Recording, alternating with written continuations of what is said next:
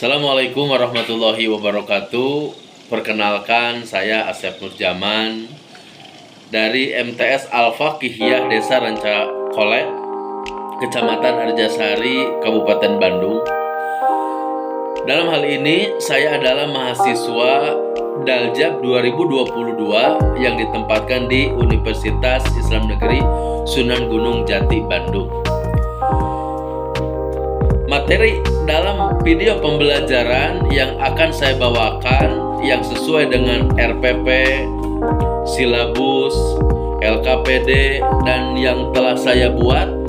Dan materi dalam video pembelajaran ini saya akan mengambil dari kelas 8 yang judulnya adalah Al-Quran dan Keistimewaannya. Seperti yang kita ketahui bahwa kitab umat Islam adalah kitab Al-Quran. Maka perlu kita tahu bagaimana sejarah diturunkannya Al-Quran. Al-Quran ini diturunkan oleh Allah Subhanahu wa Ta'ala kepada Nabi Muhammad SAW dalam jangka waktu kurang lebih 23 tahun melalui perantaraan malaikat Jibril secara berangsur-angsur. Dan Al-Quran juga pada tanggal 17 Ramadan ketika Nabi Muhammad SAW diturunkan, yaitu ketika Nabi sedang bertahanus atau menyendiri di Gua Hiro. Al-Quran diturunkan pada tanggal 17 Ramadan ketika Nabi Muhammad SAW sedang bertahanus menyendiri di Gua Hiro hingga waktu terakhir ketika sedang melaksanakan haji wada. Surah-surat dan ayat-ayat Al-Quran diturunkan secara bertahap kepada Nabi Muhammad SAW. Hal ini dijelaskan oleh Allah Subhanahu wa Ta'ala sebagaimana firman Allah Subhanahu wa Ta'ala di dalam Al-Quran. Sebagaimana firman Allah Subhanahu wa Ta'ala di dalam Al-Quran, A'udzubillahi minasyaitonirrajim. Bismillahirrahmanirrahim. Wa Qur'anan faraqnahu litaqra'ahu 'alan nasi 'ala muqsi wa nazzalnahu tanzila. Yang artinya, dan Al-Qur'an kami turunkan berangsur-angsur agar engkau Muhammad membacakannya kepada manusia perlahan-lahan, dan kami menurunkannya secara bertahap. Setelah wahyu diterima, kemudian Nabi Muhammad SAW membacakan kepada para sahabat yang mendengarnya.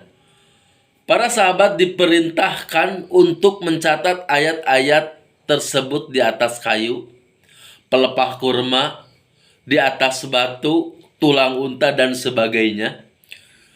Dan di antara para sahabat yang ditunjuk dan ditetapkan oleh Rasulullah SAW sebagai pencatat wahyu, yaitu diantaranya 1. Abu Bakar As-Siddiq, 2. Umar bin Khattab, 3. Utsman bin Affan, 4. Ali bin Abi Thalib, 5. Muawiyah, 6. Zaid bin Sabit, 7. Ubay bin Ka'ab, 8. Khalid bin Walid, dan 9 adalah Sabit bin Qais. Kemudian Al-Quran juga ada periodisasi turunnya Al-Quran. Para ulama Al-Quran membagi sejarah turunnya Al-Quran dalam 2 periode. 1 adalah periode sebelum Nabi Hijrah, dan yang kedua adalah periode setelah Nabi Hijrah. Ayat-ayat yang turun pada periode pertama, yaitu Nabi sebelum hijrah, dinamakan dengan ayat-ayat Makkiyah, dan ayat-ayat yang ketika Nabi setelah hijrah dinamakan periode kedua yang dinamai dengan ayat-ayat Madinah. 1 adalah periode Makkiyah, yaitu ayat Al-Quran yang turun sebelum Nabi Muhammad SAW melakukan hijrah ke Madinah. Berjumlah 86 surat, diturunkan selama 12 tahun 5 bulan. Kemudian surat pertama yang diturunkan di Mekah adalah surat Al-A'laq, yaitu ayat 1 sampai ayat 5. yang berbunyi A'udzubillahi minasyaitonirrajim. Bismillahirrahmanirrahim. Iqra bismi rabbikal ladzi khalaq. Khalaqal insana min 'alaq. Iqra wa rabbukal akram alladzi 'allama bil qalam alladzi ma lam ya'lam. Itu adalah ayat pertama dari periodisasi Nabi sebelum hijrah yang disebut dengan ayat-ayat Makkiyah. Pada periode Makkiyah telah menimbulkan macam-macam reaksi di kalangan masyarakat Arab kala itu. Reaksi-reaksi tersebut nyata dalam 3 pokok, yaitu 1. Segolongan kecil mereka menerima dengan baik ajaran Al-Quran. Kedua, sebagian besar mereka menolak ajaran Al-Quran karena kebodohan mereka, sebagaimana yang diterangkan dalam Quran surat yang ke-21 ayat 24, dan juga keteguhan mereka mempertahankan adat istiadat dan tradisi nenek moyang mereka yang dikatakan dalam Quran surat ayat surat ke-43 dan ayat ke-23. Kemudian yang ketiga adalah dakwah Al-Quran mulai melebar melampaui perbatasan Makkah menuju daerah-daerah sekitarnya dalam rangka membumikan Al-Quran oleh para sahabat-sahabat Rasulullah Sallallahu Alaihi Wasallam. 2 adalah periode Madaniyah. Periode Madaniyah adalah periode ketika Nabi menerima ayat-ayat Al-Quran, dan dikala itu Nabi setelah hijrah dari Mekah ke Madinah.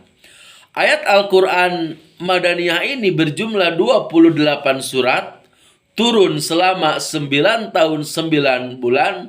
Selama periode ini dakwah Al-Quran telah dapat diwujudkan suatu prestasi yang sangat besar karena penganut-penganutnya.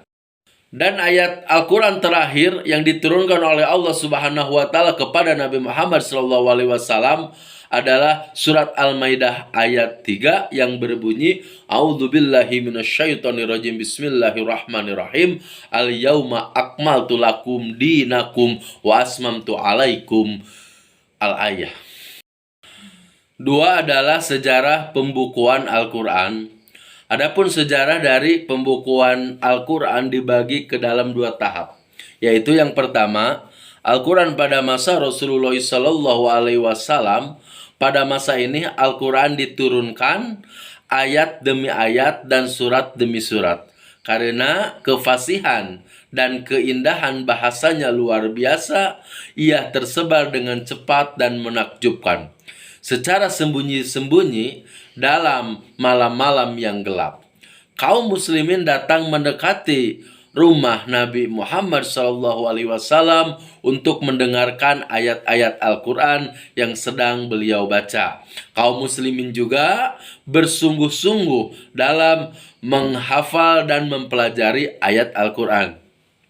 Karena Nabi Muhammad SAW diperintahkan untuk mengajarkan ayat Al-Quran kepada mereka sesuai Quran surat yang ke-16 ayat yang ke-44.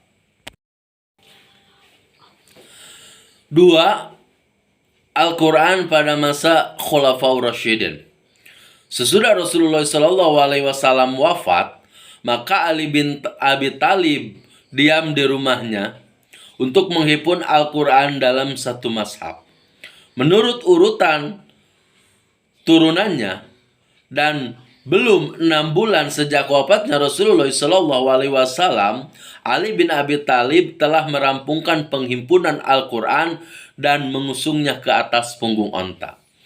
Sesudah Khalifah ketiga mengetahui bahwa Al-Quran terancam perubahan dan penggantian akibat sikap mempermudah dalam menyalin dan memeliharanya, dia memerintahkan untuk mengambil mushaf yang disimpan oleh Hafsah, yakni naskah pertama di antara naskah-naskah Khalifah pertama, dan memerintahkan kepada 5 orang sahabat yang diantaranya adalah Zaid bin Sabit, untuk menyalin mushaf tersebut. Khalifah ketiga juga memerintahkan agar semua naskah yang terdapat di negeri-negeri Islam dikumpulkan dan dikirimkan ke Madinah, kemudian dibakar. Untuk apa? Agar terjaga keaslian dan kemurnian dari Al-Quran tersebut. B. Pengertian dan hakikat Al-Quran. Al-Quran menurut bahasa berasal dari kata qara'a yaqra'u Qur'anan. Artinya bacaan atau yang dibaca. Pengertian ini didasarkan pada firman Allah dalam surat Al-Qiyamah ayat 16 sampai ayat 18 sebagai berikut. Yang artinya, janganlah kamu gerakkan lidahmu untuk membaca Al-Quran, karena hendak cepat-cepat menguasainya. Sesungguhnya atas tanggungan kamilah mengumpulkannya di dadamu dan membuatmu pandai membacanya. Apabila kami telah selesai membacakannya, maka ikutilah bacaan itu.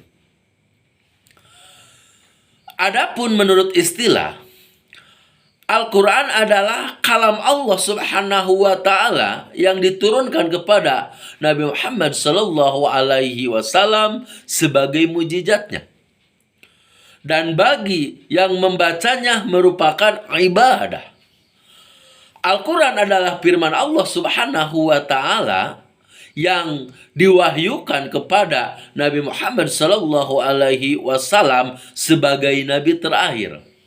Dinamakan Al-Quran karena merupakan kitab suci yang wajib dibaca, dipelajari, dan merupakan ajaran-ajaran wahyu yang terbaik dari Allah Subhanahu wa Ta'ala.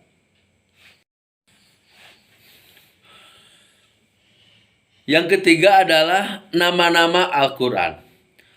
Sebagaimana kita ketahui bahwa Al-Quran bukan hanya dinamai Al-Quran saja. Al-Quran juga ini mempunyai nama-nama yang cukup banyak. Di antara nama-nama lain Al-Quran yang disebutkan di dalam Al-Quran itu sendiri adalah 1. Alkitab, 2. Al-Furqan, ketiga Az-Zikra, keempat Al-Huda, kelima An-Nur, keenam Al-Bayyinah, dan seterusnya. 4. Keistimewaan Al-Quran sebagai mujizat. Pada waktu pemikiran manusia masih sederhana, Allah Subhanahu wa Ta'ala menurunkan kitab suci yang sederhana pula. Sehingga dengan demikian manusia dapat mengikuti petunjuk-petunjuk yang ada di dalam kitab suci tersebut. Namun, setelah pemikiran manusia berkembang lebih maju, Allah Subhanahu wa Ta'ala menurunkan kitab suci yang sempurna, yaitu Al-Quran. Seperti diketahui, seringkali Al-Quran turun secara spontan guna menjawab pertanyaan atau mengomentari peristiwa yang sedang atau akan terjadi. Kelebihan kitab suci Al-Quran daripada kitab-kitab yang lain adalah sebagai berikut. 1. Segi keaslian, Al-Quran selama 14 abad lebih atau 1400 tahun lebih, kitab suci Al-Quran tidak mengalami perubahan sedikit pun. Baik tulisan maupun isi kandungan, ini sudah dijamin oleh Allah Subhanahu wa Ta'ala. Yang kedua, segi isi kandungan Al-Quran, salah satu kelebihan ajaran Al-Quran dibandingkan dengan kitab suci yang lainnya adalah isi kandungannya lengkap, menjawab seluruh problematika kehidupan manusia di berbagai tempat dan zaman. Yang ketiga, segi susunan bahasanya, Al-Quran diturunkan dalam bahasa Arab, tetapi sangat berbeda dengan bahasa Arab pada umumnya. Yang keempat, segi misi yang dibebankan kitab-kitab suci sebelum Al-Quran berlaku sementara hanya untuk umat tertentu. Tetapi Al-Quran berlaku bukan hanya untuk umat tertentu, tetapi umat sebelumnya dan umat selamanya, dan untuk seluruh manusia. Oleh sebab itu, kitab suci Al-Quran dikatakan temporer dan lokal, sedangkan Al-Quran dikatakan abadi dan universal. Demikianlah video materi pembelajaran saya, dan semoga apa yang kurang itu dari saya dan lebihnya kebenaran dari Allah Subhanahu wa Ta'ala. Sekian, saya ucapkan terima kasih. Assalamualaikum warahmatullahi wabarakatuh.